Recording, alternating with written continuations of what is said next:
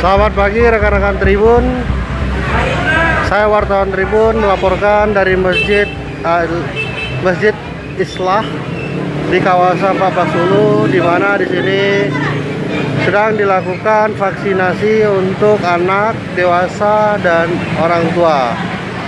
Nah, vaksinasi COVID-19 ini dilaksanakan oleh Polrestabes Palembang yang bekerjasama dengan Polsek SU 2 Palembang. SU 2.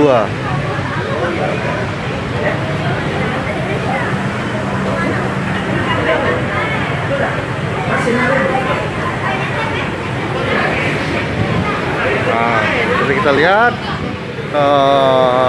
beberapa siswa sedang menunggu dan temani orang tua untuk mempercepat vaksinasi pertama dan vaksinasi kedua. Ini pemeriksaan saat akan melakukan vaksinasi.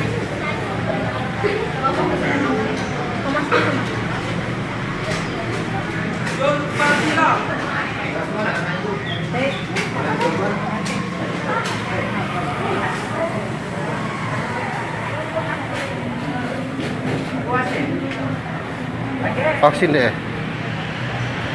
Vaksin. Vaksin berapa? Vaksin 1.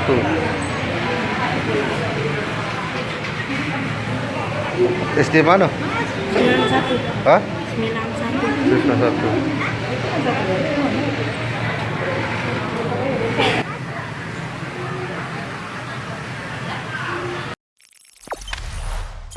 Jangan lupa subscribe, share, komen, dan like ya.